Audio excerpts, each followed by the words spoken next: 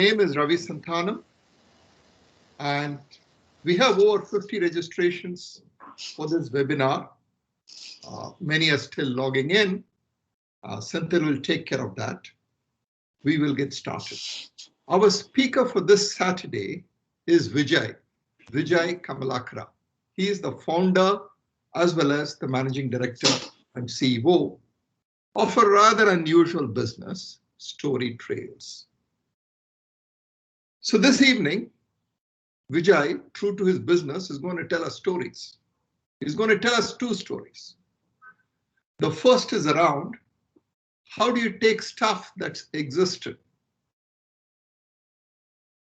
old stuff that's existed for hundreds of thousands of years in the public domain, and spin it into a new business. That's going to be the first story. He will actually demonstrate it to us. The second is more about Vijay as a person. How often do we all come across someone who went to a B school, worked in banking, worked in IT, and now tells stories for a living? Not very often. Am I right? So Vijay himself is a story, and that's the story Vijay will share towards the latter part. Now over to Vijay and his story. Vijay, over to you now. Thank you, Ravi. Thank you for that introduction. Am I audible? If not, if you could just tell me if I need to speak louder. Is this okay? Okay. I'll take that as okay. Right, so my name is Vijay Prabhat Kamalakara. I have been a tour guide for over 14 years, and I run an organization called Story Trails, which focuses on showcasing India through her stories. Ravi, if you wouldn't mind moving the slides to the first 4 slides, please. Now, our work is to design story-based walking tours, story-based audio tours, story-based videos, podcasts, blogs, and we've been #1 in this field for a long time. We won a few awards. We're basically a team of content creators, writers, journalists, historians, storytellers, and we also have a panel of subject matter experts who vet our content. We work very closely with museum curators, we work very closely with the archaeology department, and so on. Today, for today's talk, the plan is that I will tell you a few stories, largely drawn from our work. It's a collection of stories that I have put together for today's talk. It's called Unexpected Tales Behind Indian Monuments. I have about 5 or 6 stories, and depending on how long it takes, we will probably cover all of them or maybe leave 1 or 2 out. In the course of this session today, I will also talk a little bit about why we tell these stories. I will tell you a little bit about the art of storytelling. I know it sounds a little pompous. It's called the art of storytelling because I think it's no rocket science. It's something that all of us do. But maybe that's a wrong analogy for this group. Maybe some of you are actually rocket scientists. So maybe that's even simpler for you. But we all do it every day. And today what I'll try and do is illustrate what I mean by storytelling. When I say stories, what exactly do I mean? In the course of today's talk, I will also be showing off a little bit by reading off historical dates and names. Let me assure you, I have mugged these up, especially for talks like these. I claim no expertise in history or architecture or any particular subject area, but I am a sucker for stories, especially the juicy, gossipy kind of stories that help us connect a monument to our everyday lives. And it is these connections that matter to me. It is these connections that make our business what it is. And that is what I'm here to present to you all today. Let's get on with the stories first before I talk more about our work. What you see on the screens are thumbnails of some of our videos and some of our audio tours. You can check these out later. It's a channel called 3 Minute Story Trails, and our audio tours are available both on Android and iOS platforms. These are our learning workshops, which we offer to children.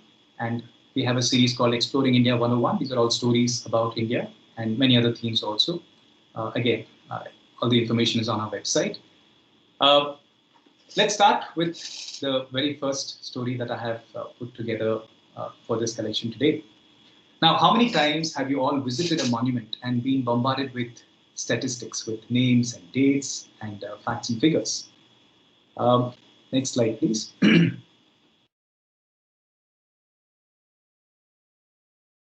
Yeah. So this is the St. Mary's Church in Chennai.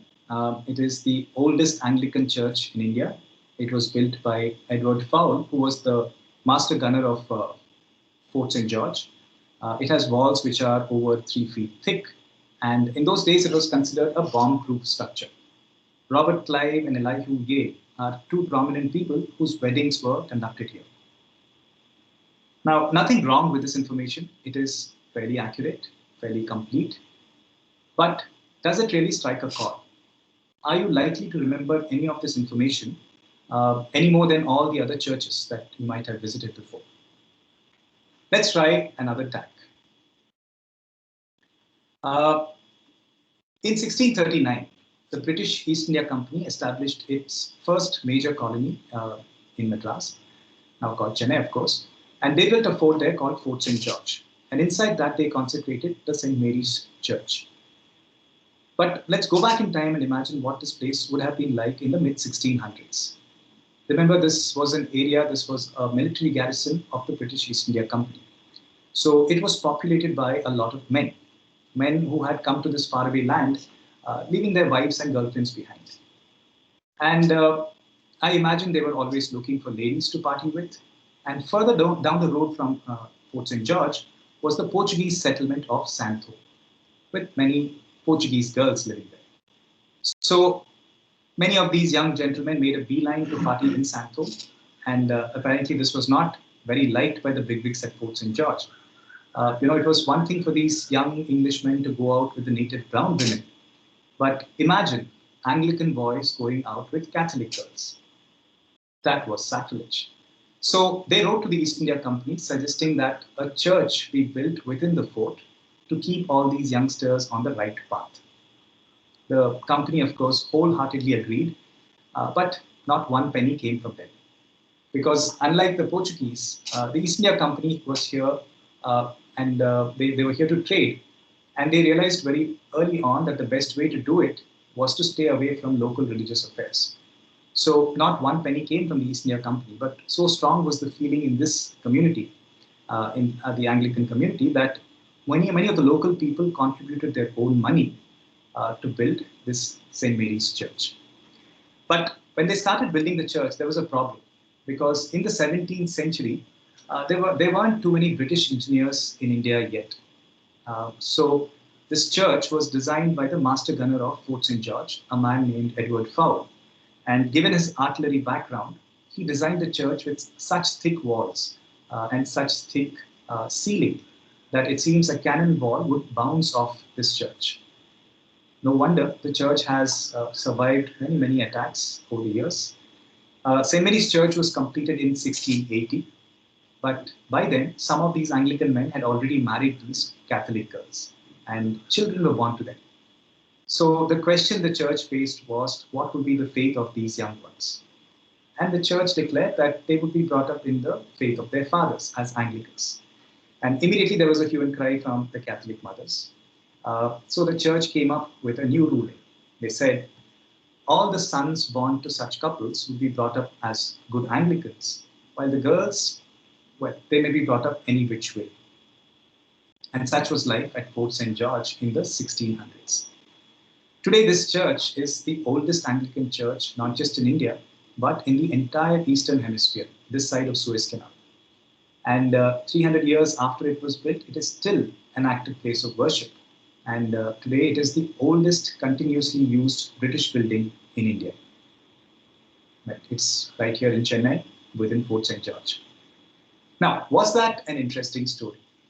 Does the story give this monument a human face? Are you likely to remember the story better than the statistics I rolled out in the beginning?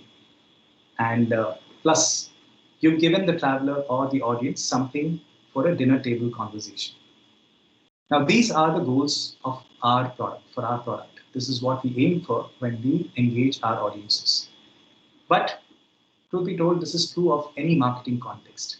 Now, every marketing effort, any product creation effort should ideally begin with the user story.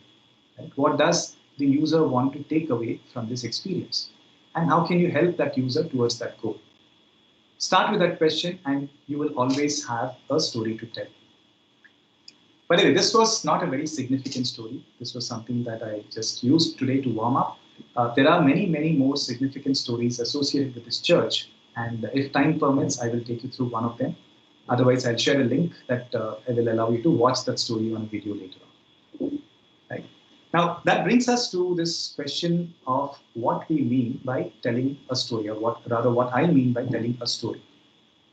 Now, to me, storytelling doesn't mean a performance in costumes.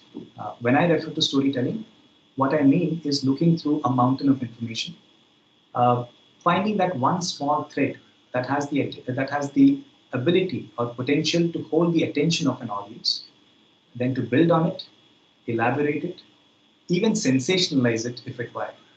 That is what I mean by telling a story. Stories don't necessarily have to start with once upon a time. But why? Why do we need to tell stories in the first place? And today it's, of course, the buzzword. Everybody will tell you that stories is how you need to communicate. But we all know that stories are primarily the way that we all communicate. That's how we make sense of our surroundings. A story is nothing but a connection of dots, of facts, of figures, of experiences. Right? As long as there is a connection, it makes sense to you. Otherwise, it's like a bit like looking at a spreadsheet with a lot of numbers that you've seen for the first time. So a story is just to help you make sense of what you see around you. Now, as an organization, not just us, but any organization, our role doesn't end with creating a great product. Right? We need to communicate with our customers to make sure they get the story of our product right. What I'm going to do today is I'm going to share stories like these, and I will pause for taking questions after maybe a logical breakpoint. In this case, maybe after the next story. In the meantime, if you have any questions, please feel free to put them on the chat box, or you can ask me the questions at the end of this short break, after the story. I'm going to take you to the next story. If you could just move to the next slide, please. Yeah. I don't know if any of you have seen these objects. There are two of them. These are the world's largest silver artifacts, the famous Jaipur wax. And the next slide will show you the cellular jail in Andaman. Can anyone spot a connection? What connects these two? What's the connection between those wax and the cellular jail in Andaman? Now today, these jars, these wax that you saw, they sit gleaming quietly in the city palace in Jaipur. But in 1901, they traveled halfway across the globe and they hobnobbed the rich and powerful of the time. And they have quite a story to tell. Now, in the early 1900s, very, very few Indians traveled overseas. It was expensive and it came with a big social risk. You see, back then there was a taboo that if a Hindu sailed on the seas, he would lose his caste. In many parts of India, in fact, if anyone traveled the oceans, he was disowned by his own community. And many a time, if at all a man sailed, his last rites would be performed even before he boarded the ship. And when he came back, he had no wife, no family, no nothing. Now, this taboo was called Kala Pani. I'm sure you've come across the term. And we don't exactly know when this taboo started or how this taboo originated. But it was because of Kala Pani that many, many Indians were petrified of sea travel. Now that said, there were times when Indians, at least from some parts of the country, when they were very comfortable zipping across the oceans for trade. But this was more an exception than the rule. Think about it. India has a large coastline. It has an ancient history. But we rarely hear about Indian seafarers and explorers on the same lines as Christopher Columbus or Vasco da Gama. Right? So this perhaps was one of the reasons why that kept Indians back from exploring the seas. Now, in 1901, Queen Victoria, the Queen of Great Britain, she died, and King Edward VII, he was named the King of England and Emperor of India. He had come to India before, about 20 years before that, and he invited some Indian Maharajas for his coronation. And one of these invitees was a man named Maharaja Savai Madho Singh II, the King of Jaipur. That's him on the screen. Now, the Maharaja, of course, was delighted by the invitation, and but then he faced a terrible dilemma. As an Orthodox Hindu, he was prohibited from traveling overseas. And as the king, he was the defender of faith in his kingdom. Right? So could he be seen breaking the very laws he had sworn to protect? And then, of course, there were the royal priests who declared that he would invite divine wrath if he dared to travel overseas. And yet, this was a once-in-a-lifetime opportunity. How could he decline the invitation of the Emperor of India himself? So the Maharaja assembled all of his religious scholars and he asked them for a solution. The scholars debated the issue and they came up with a plan. It was decided that the king should not travel alone. The family deity would go along with him. Accordingly, the deity was ceremoniously lodged in the largest suite of the ship. The king himself took the second largest suite. A third suite was reserved for the family, the royal priest of the family. He had to accompany the king to perform the daily rituals for the deity. Now, the idea was to make the whole journey seem as close to life in Jaipur. And to further this illusion, they collected soil from the city of Jaipur and they spread it thickly under the idol and under the king's bed. So just to make it seem like neither of them had ever left their motherland. Now, the scholars also ordered that the ship that was to be used for this journey was very strictly a pure ship, meaning one that had never had beef cooked or served on it before. Now, this was very easily managed. The royal office simply asked travel agent Thomas Cook to find a brand new ship that had never sailed before. Let's just say it did not come cheap. There was a third condition, and the priest insisted that during this journey, which would take roughly about 3 months, the Maharaja was to drink water only from the river Ganga. So, luckily for them, they discovered 3 huge silver vats lying around in the palace treasury, like the ones that you saw in the earlier picture. Now, nobody knew or nobody remembered why they were made in the first place, but they seemed to fit the bill perfectly. So they filled each of these silver vats with 4,000 liters of Ganga water and they loaded them onto their ships. In 1902, the Maharaja of Jaipur, he set sail on his purified ship with over 132 servants, with 600 pieces of luggage, and King Edward's coronation gift, a glittering ceremonial sword. It wasn't all smooth sailing. The ship was caught in a violent storm near Aden in the Red Sea. And the priest decided that the only way to appease the gods was to throw one of these silver vats full of Ganga water into the seas. It worked. The ship and Maharaja reached London safely, and Maharaja attended the king's coronation. And it seems King Edward himself visited the Maharaja on board the ship. The trip was a phenomenal success. The 2 remaining vats, the ones that came back, they are today in the Jaipur Palace Museum, and each of them weighs a whopping 345 kilos. And they're mentioned in the Guinness Book of Records as the world's largest silver artifacts. Now, this idea of traveling overseas with Ganga water, it was used at other times also. During the First World War, for instance, it was this idea that inspired the British and moved 1 million men. You see, the British had a trained army of Indian soldiers, and they were stationed in India, of course. But they faced an unexpected challenge when they had to move them to battle fronts abroad, because the Indian soldiers, they refused to sail overseas for the reasons mentioned before. So the British simply borrowed this idea. They simply loaded their ships with huge containers of Ganga water, packed all these Indian soldiers onto their ships, and off they sailed across the globe. In all, over 1 million sailors, million Indian soldiers fought valiantly for the British in the First World War.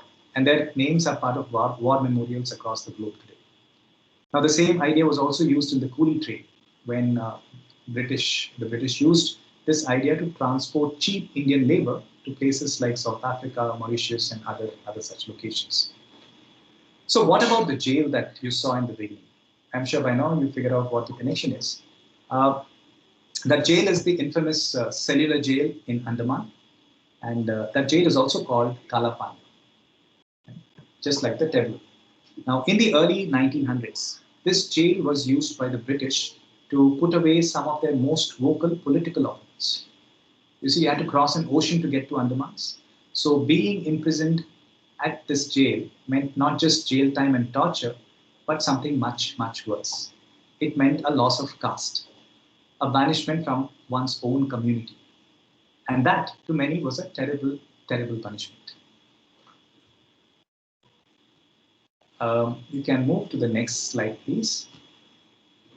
Yeah, so those are the two silverwatts that you can see today at the City Palace in Jaipur. Now, I'm going to take a break here, and I'm going to talk about why I told these stories, how these stories help us in the work we do, and then I'll open it up for some questions. Now, did you notice that these stories, or at least this story, takes a mundane object and one historical building to point at an underlying belief and value systems that exist in India. Right. Now, stories make sense for tours everywhere. And today, it's quite the buzzword. Almost every tour is a story-based tour. But these particularly make sense for Indian destinations because every country, every region is different. So is India. But India is not different for its varied landscapes or beautiful architecture. It's not even different for its crowded markets or chaotic lanes. India is different because of the diversity of its people, of the beliefs, of the value systems, of the stereotypes that you see around you. And if I were a visitor, it is these intangibles that I would want to experience the most. That's what makes one place distinctly different from another. But where do you look for these intangibles? How do you get to experience these differences between one city in India and another city in India? It's not just the buildings alone, right? You will find these intangibles in stories. Stories that exist behind seemingly mundane, ordinary, everyday sites. And that precisely is our work at Story Trails. Every site has a story to tell, and our attempt is to dig out these stories, script them, curate them, and present them to showcase India and life in India. Right. At this point, before I move further, I open up for some questions, if you have any, and then I'll move on to the next story.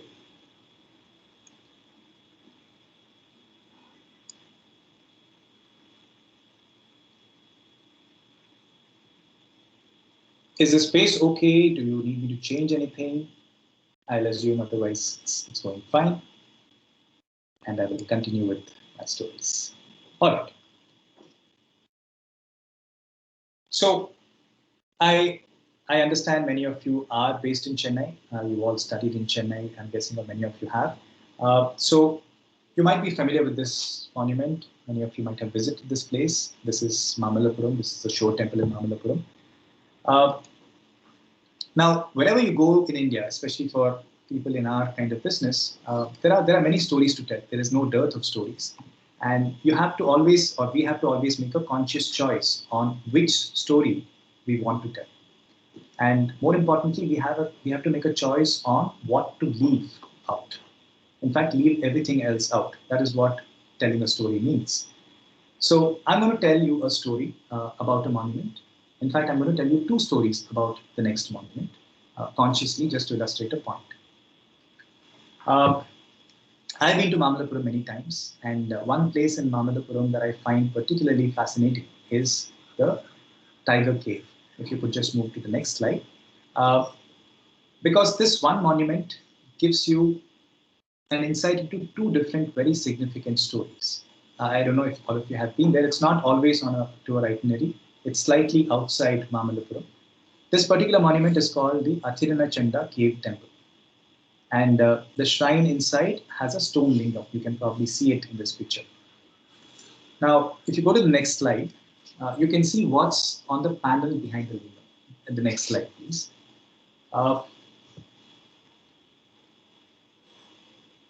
Yeah, if you could move to the next slide, please. One more, please. Yeah. So that's the panel that you would see behind the lingam in the shrine.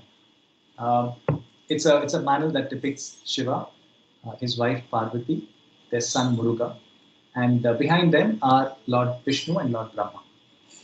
Now, this little domestic group of father, mother, and son was a very popular icon during the Pallava period. You will be able to spot it in many places in Mamallapuram. And the icon is called Somaskanda. Sir is Shiva, Uma is, of course, Parvati, and Muruga. Skanda is another name for Muruga. Now, if you're familiar with Indian gods, you will at once notice that there is someone missing from this family portrait. Who is missing? The missing person is Ganesha, right? Shiva's other son. So why is Ganesha missing in this very important, iconic Pallava emblem?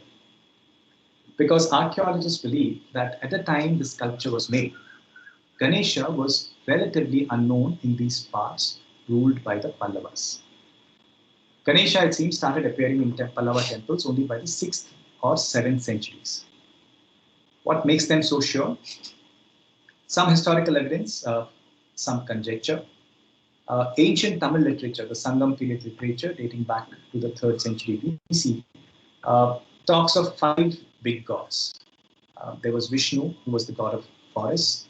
There was Indra, who was the boss in the plains. There was Varuna, who oversaw the coastal regions. There was Kotravai, who was the queen of the dry lands. And the most popular of them all was Muruga, who reigned over the hills. Shiva was conspicuously absent from this list. In fact, the earliest reference to Shiva in South Indian literature comes only around the 5th century CE. Now then, between the 6th and 8th centuries, there was a group of religious poets called Nayanmars who wrote prolific literature and poems about Shiva, in praise of Shiva. And this was also the time when the Pallavas were at their peak. So they accepted Shiva as their main god, and they started building temples dedicated to Shiva. Many of these temples still stand. You can see some in Kanchipuram. So when did Ganesha start getting popular in these parts ruled by the Pallavas? A popular devotional song holds a clue.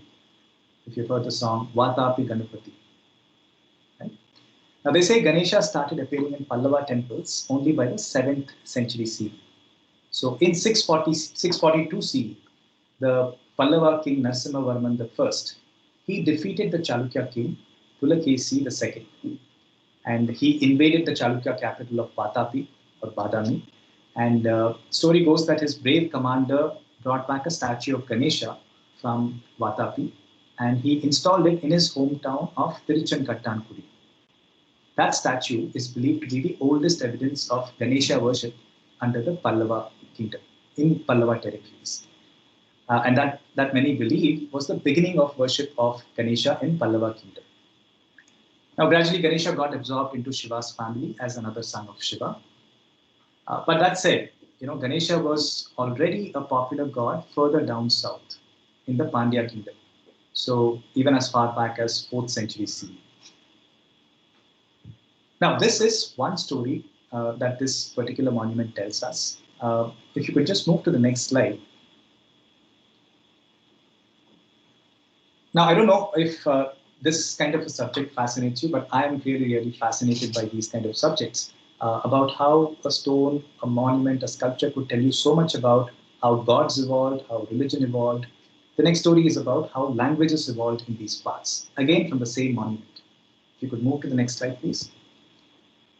Now, let's take a look at what else is there at this monument. So on either side of the shrine, you would see these 2 stone inscriptions. And this to me is the most exciting feature of this particular monument. These 2 inscriptions excite scholars and historians no end. These are verses which glorify the king Rajasimha, the Pallava king Rajasimha, and they declared that he had this shrine constructed. There is a third inscription on the floor in front of the cave. Now, both these inscriptions say the same thing, but in two completely different scripts. Any idea what these scripts are? Which scripts are these? Take a guess. What do you think these scripts could be? They are from the Pallava times. Anybody? Now, the two scripts are Pallava Grantha and Nagari. Or maybe I'm missing some things in the chat.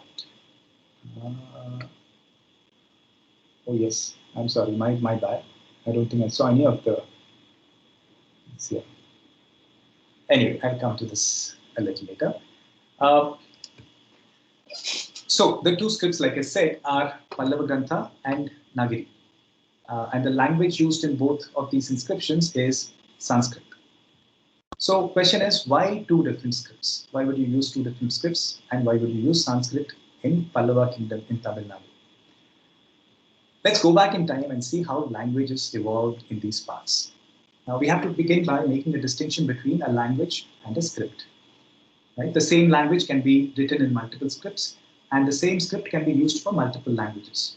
So English, French, German, they're all written in the same Latin script, Latin alphabet. Today, India does not have one national language, but it has many languages, and each, or more or less all of them, have their own scripts. And all these scripts are believed to have evolved from one mother script called Brahmi, which was in use in the 3rd century BCE. Now, Brahmi is considered to be the oldest script in South and Central Asia.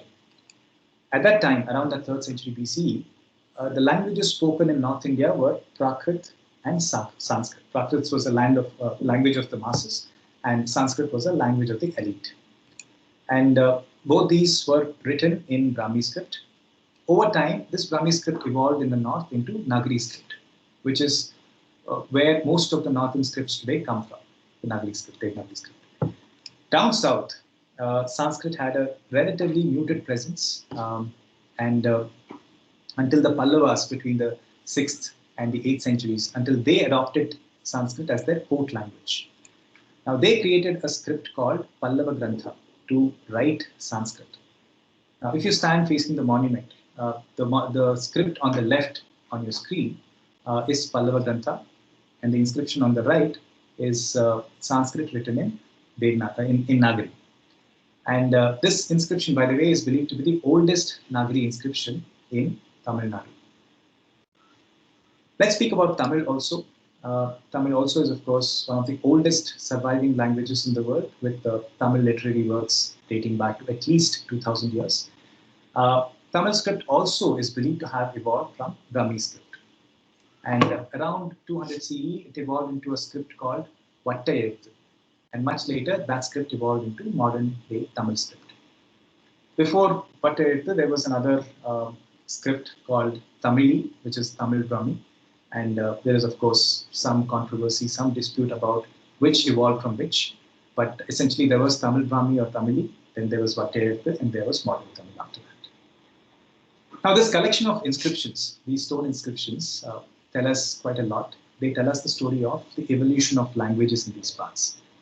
The Pallava Grantha inscription that you saw here, that tells us that Sanskrit was in use in these parts during the Pallava period. Kanchipuram, the Pallava capital, it became a famous seat for Sanskrit learning during the Pallava times, and many significant works in Sanskrit were composed during that time. And historians believe that this was the last flowering of Sanskrit language in South India. After the Pallavas, Sanskrit gradually went into decline in these parts, and Tamil completely took over.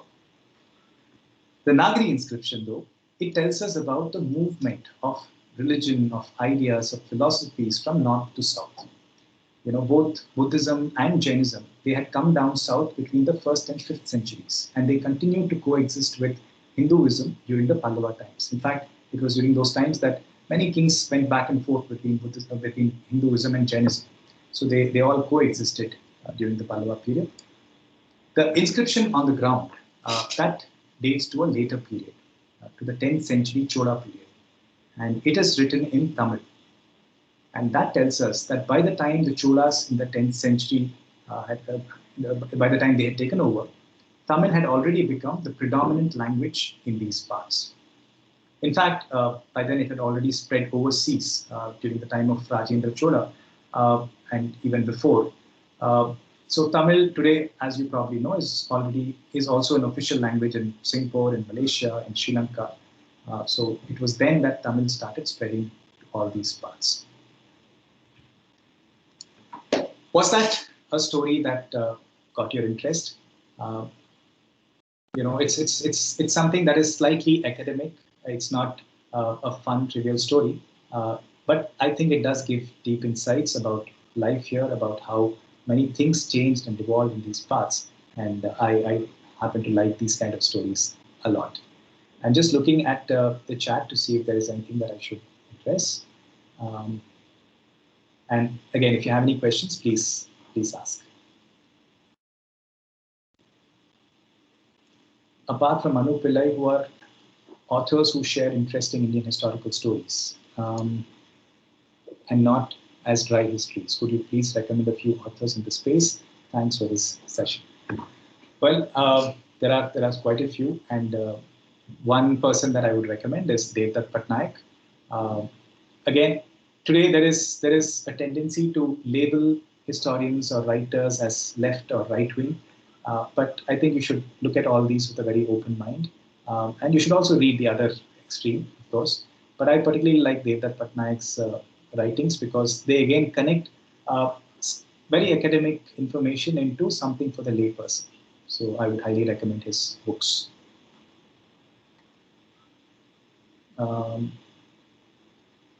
Grantham. Okay. All right. So moving on. I've shared a couple of stories, and I'm guessing you get a sense of what kind of stories we try to tell. So what do you think would be the biggest challenge we face when we structure these stories? I won't wait for your answer because I'm guessing that many of you probably know the answer to this. The challenge in any of these story scriptings is always in deciding what to leave out. Because it is easy to write 20 pages about a monument. It is a lot more difficult to structure it as a 3-minute narrative. And when you do that, you have to make a choice. What is your story about? Decide on that and simply leave out everything else. As tour guides, it's something that many of us forget many times because we think our job is to tell our audience everything we know about a monument. In fact, it's not even to share what is generally considered as important information about that place. Our job is to anticipate what will help our audience connect better with that place and just build on that. Now, in the stories that I shared, I made that choice. I made a choice on your behalf. I decided that I will not tell you the many other details I might know about these monuments because they are not central to the story that I chose to tell. They're interesting, no doubt, but it's not essential for the story. And that is what separates a story from an essay. It's not about what you include, it's more about what you choose to leave out. It's a tough call. In fact, we take our stories through so many iterations, and every time we have to really, really struggle to say, okay, this is such great information. Do I really have to leave it out? But then we realize it definitely makes that story much better, the punch much stronger, and the entire narrative a lot more relatable. Now, typically, in fact, if I shared a story like what I shared just now on a tour, I would actually end it with a teaser. I would end it with something more for them to anticipate and look forward to. We do this in audio tours in Mamallapuram, and in Mamallapuram, most of the monuments are from the 7th and 8th centuries, which is 1200, 1300 years old. But did you know that the site, Mamallapuram, is home to many, many older monuments? Some of these or many of these have been lying underground for a very, very long time. And in 2004, when the tsunami happened, that exposed some long buried stone inscriptions. And it seems these stone inscriptions hinted at an ancient temple to Lord Muruga, somewhere in that region. So some inspired digging led to the discovery of a 13th century Chola temple. nearby, which was built on the remains of an 8th century Pallava temple. And when they looked closer, they found that that Pallava temple was built on the foundation of a much, much older temple dating back to the 3rd century CE, which means that would make it one of the oldest temples in South India. Now, from the monument that I showed you on the screen, Achiranachanda Cave, if you just walk a couple of 100 meters, you will reach a fenced area. It doesn't even have a signboard there. But that is that oldest, possibly the oldest temple in South India that is still being excavated. It is believed that Mamallapuram still holds many, many more such secrets which are still buried under the sands. And it is a great place to visit, of course. Now, when I started Story Trails, which is almost 15 years ago, I made it a point to take many tours that were available. I took all the government tours, I took many private tours, and what I noticed was the overuse by the guides of certain words and phrases. You know, they would before we got down from the bus, they would always tell me, "This is a beautiful monument," or "This is a magnificent sight," or "You won't believe what you see here. This is fantastic." You know, so there were so many adjectives that were added to the monument before I even saw those monuments, and I thought at that time, what was the point of describing what your guests can see anyway, right? So if it's a beautiful monument, I can see that with my eyes. I don't need you to tell me that it's a beautiful monument. Don't state the obvious. When you're telling a story, you would be insulting your audience if you do that. Tell them something, tell them a story that helps them reach that same conclusion all on their own. Right? If you believe that a monument is important, if it's significant, tell them the story that makes you believe that it is a significant monument and allow them to reach that same conclusion. So that's something that we consciously try and do in all our stories that we write. We are still in the screen. This is, by the way, Brahmi script. It is the pillar that you see there is, I think, the pillar in Firozshah Kotla. And one of the scripts that is there is Brahmi. If you could move to the next slides, please.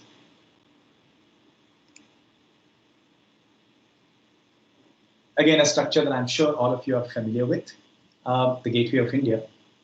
And we do our tours, walking tours in Bombay. And if I were to take my guests here, I have a choice of so many stories I could tell them.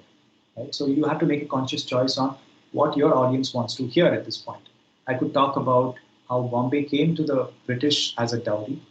I could talk about how Bombay grew as a city through a very dark trade, the trade in opium. Or I could tell you a lighter story, which is what I think I will choose to tell you today. I will talk about what happened or what resulted in this monument coming up and what happened with the visit of King George V to India. Why was this monument built? It was built to honor King George V and his wife Queen Mary when they visited India in 1911. They docked at Apollo Bandar, the pier close to this. And at that time, the local officials decided that it would be nice to have a gateway commemorating their landing. The only problem was that by the time they got all their plans approved, it was too late. The gateway was completed only in 1924, which is 13 years after the king came and left. So what did the kings and queens see when they landed, when they got off at Bombay? They saw a giant cardboard replica of the Gateway of India. Now, 1911, that was the year when King George and his wife came to India. That is a very significant year for India. Do you know why? One quick guess. That was the year the capital of India changed from Calcutta to Delhi. And until then, of course, Chennai also saw a change. If you're familiar with Chennai, what used to be the Black Town in Chennai got renamed as Georgetown, also in honor of this visit of this king. He never visited Chennai, but then the area got renamed. India was ruled directly or indirectly by the British for over 300 years. But in all this time, the only British monarch who visited India was King George V in 1911. And the British officials, so he came to India to, to see India and experience its legendary opulence. And the British officials at the time, they saw in this an opportunity to show the local Indian kings who the boss really was. So they invited all local kings for a darbar, a coronation of the king, of their king. And it was a meeting like, it was a gathering like no other. Dozens of rich and powerful Indian kings with their king-sized egos. And so some protocol issue had to crop up, and it did.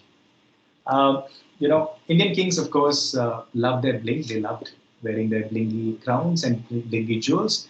And the more powerful the king, the blingier his crown would be.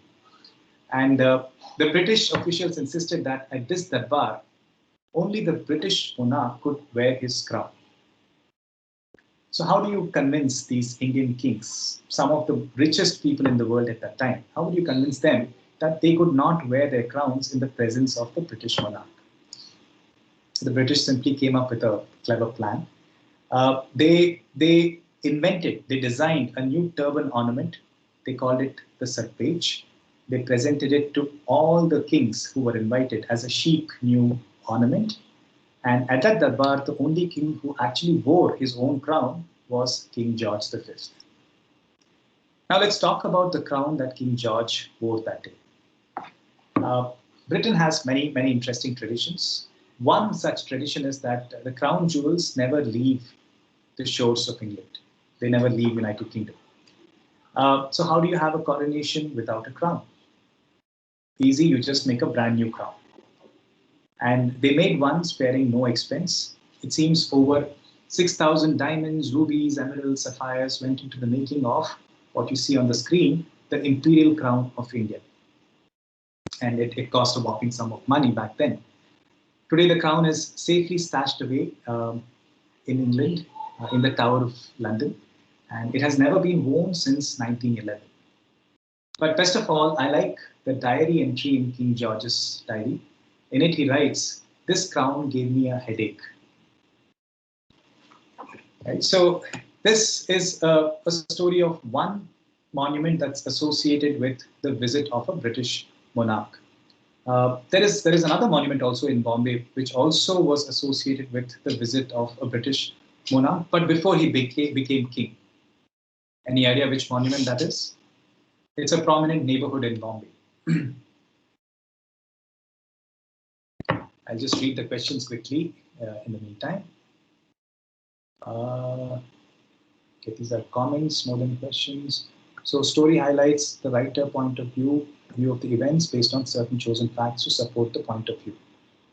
Good observation, and it is always true of any history, right? History is always someone's point of view. It is always second-hand research, otherwise it would be called current affairs. And there is always going to be that opinion that comes through in any story that you tell. But what we choose to do in our story writing is to try and present conflicting points of view. Of course, we have to take a judgment call at some point and say, this has so much weight and this does not have weight at all. But then where the weights are more or less equal, we do try and present both points of view. And that's something that we try to do consciously. But yes, you're right. There is no going away from the fact that it is somebody's point of view. Always. Capital change, correct answer. You can see this at the Tower Museum. Yes, you can. All right. Yeah, so the neighborhood, no answers to that one. The neighborhood that I'm referring to is Kala Ghoda. Right? And you will see a statue of, you'll see a black horse statue there. Literally, it means, Kala Ghoda means black horse. It's a horse it's a statue that was installed there, it disappeared, and then it reappeared in a different form. So let me quickly tell you what happened. The story starts with the visit of Prince Edward, who later became king. He came to India in 1875-76, around that time. He disembarked in Bombay, and he then traveled across the country, meeting Indian Maharajas on his trip.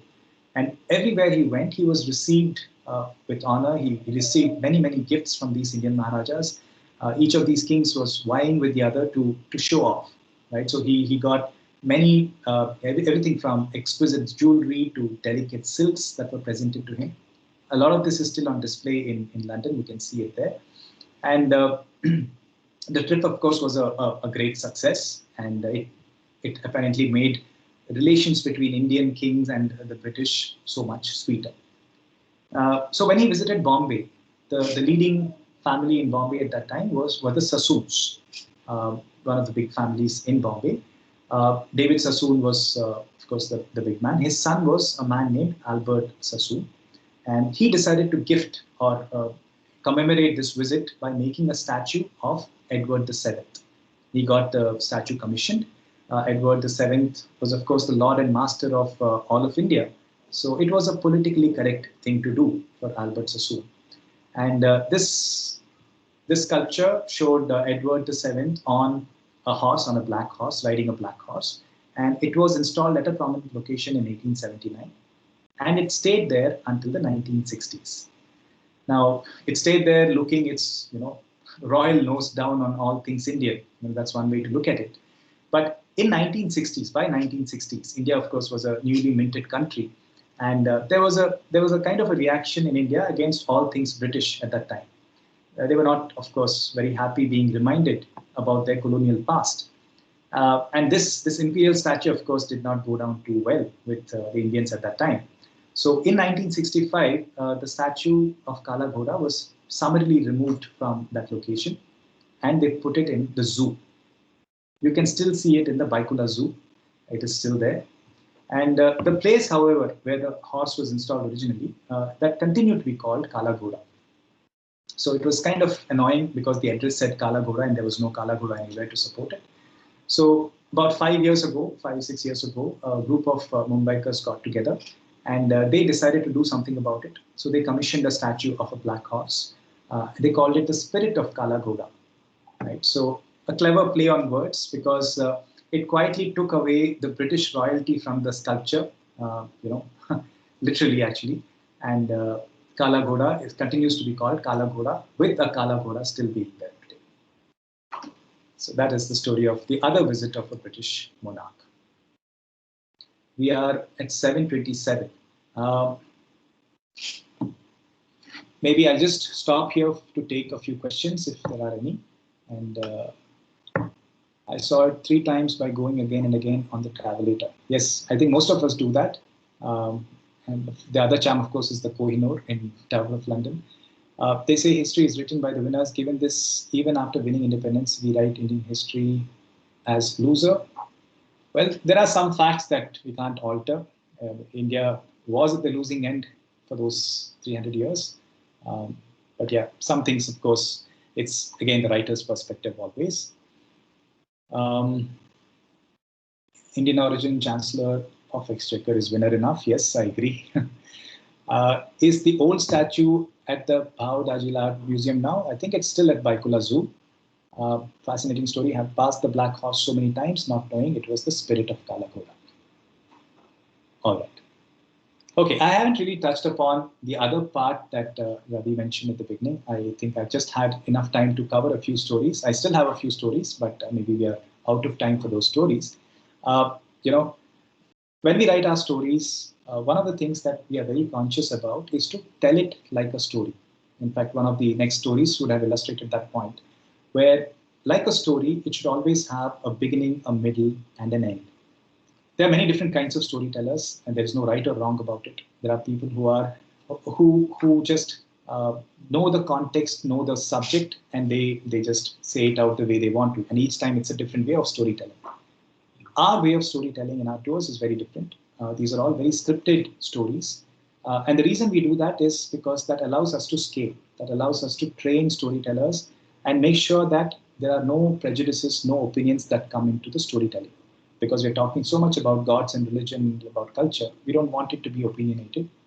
Also, it allows us to focus not on the choice of words when you're telling the story. It allows us to focus on the audience. It allows us to focus on the body language of the audience, on our own body language, rather than trying to remember what would be an appropriate word at that particular moment.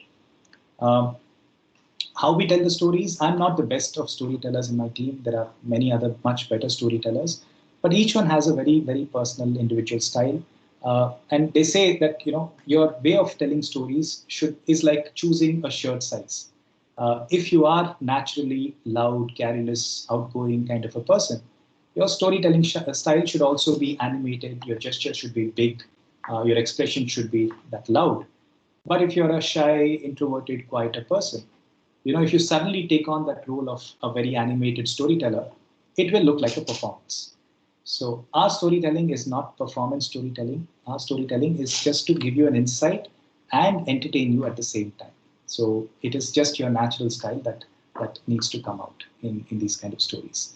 I'll stop there. But before I hand over the mic back to Ravi, there is just one last word that I'd like to stop with.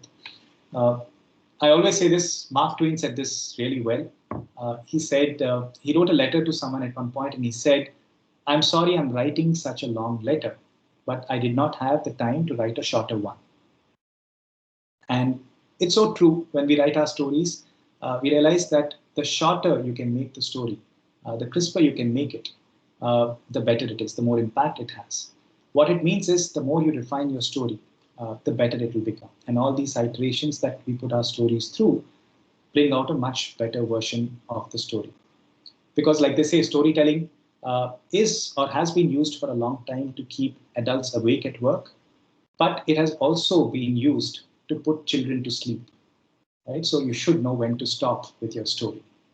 So on that note, I'll hand back to Ravi. And if there are any questions, I'll be happy to take them. Thank you, Vijay. Thank you so much.